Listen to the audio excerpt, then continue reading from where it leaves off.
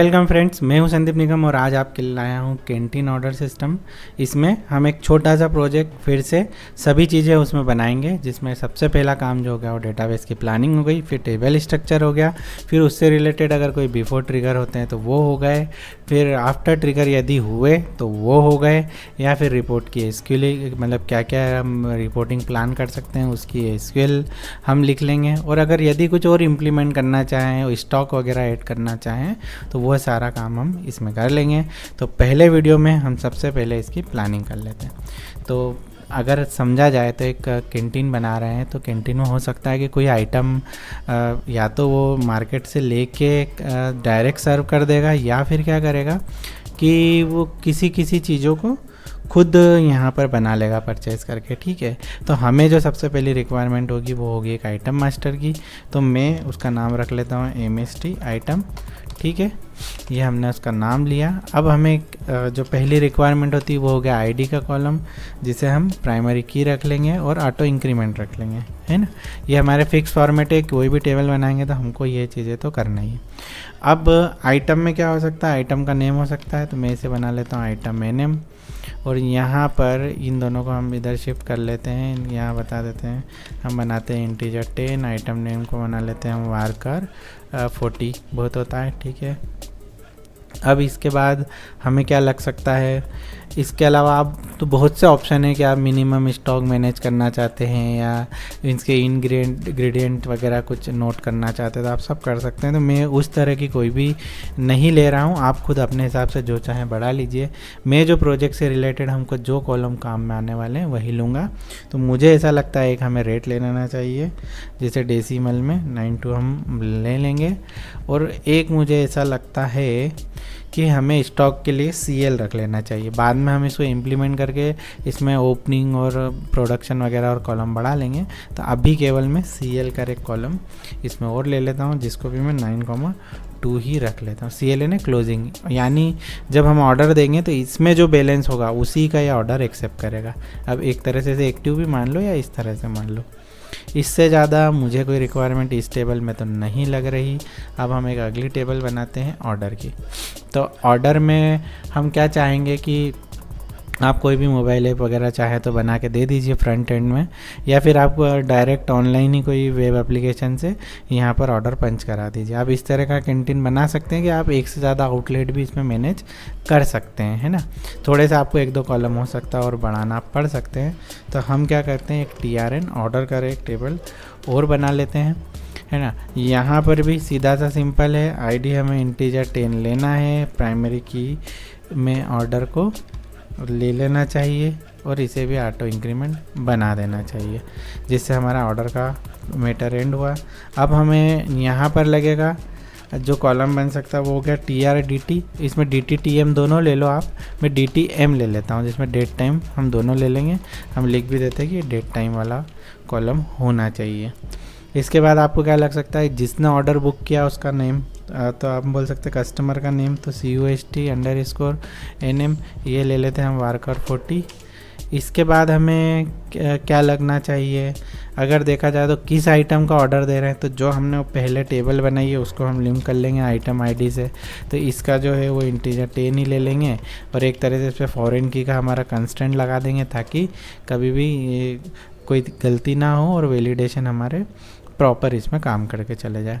तो आइटम आ गया। आइटम के बाद यहाँ हो सकता है क्वांटिटी। अभी तक हमने क्वांटिटी पे काम नहीं किया है, तो क्वांटिटी कितनी है, तो क्वांटिटी भी हो सकता है कुछ आइटम ऐसे हो जो पॉइंट में हो सकते हो। तो मैं फिर यहाँ पर डेसिमल 92 ही ले लेता हूँ, बड़ी हो रही पर मैं ले लेता हूँ। अब क्या होगा, आइटम आ गया, आइटम की क्वांटिटी आ गई।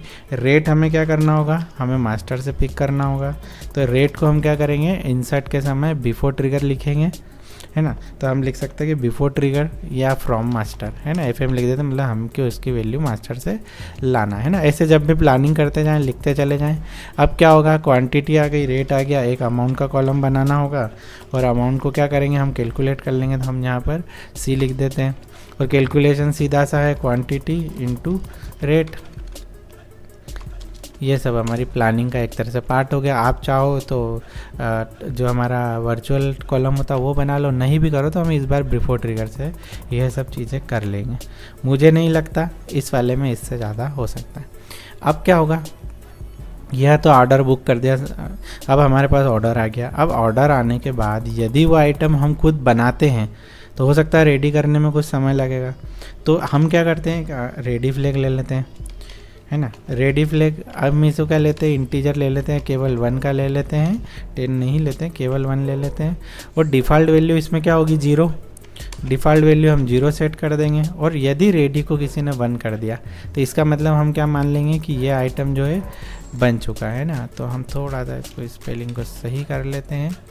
तो आप इसको किस तरह से मैनेज कर सकते हैं कि यदि रेडी फ्लैग 1 हो गया तो आपका जो किचन है वहाँ पर एक मोबाइल दे सकते हैं और वो मोबाइल पे से सारा डेटा दिखा दीजिए जिनको ऑर्डर को अभी रेडी करना बाकी है। और जैसे ही वो रेडी बना देगा तो वो एक टिक करेगा तो यह आइटम यहाँ से हट के जो हमारा काउंटर है वहाँ पर दिखने लग जाएगा।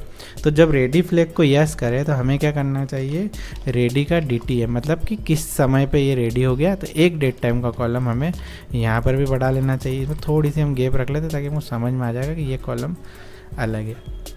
सेम रेडी अगर हो गया तो फिर सामने वाले ने को वो ऑर्डर दिया या कि नहीं, हो सकता है ऑर्डर कहीं से पंच किया हो तो आपको पहुंचाना हो, तो आप उसका भी एक फ्लैग रख सकते हैं, डिलीवरी फ्लैग, कि हमने ये आइटम सामने वाले को दे दिया, जिसने ऑर्डर दिया उसे दिया कि नहीं।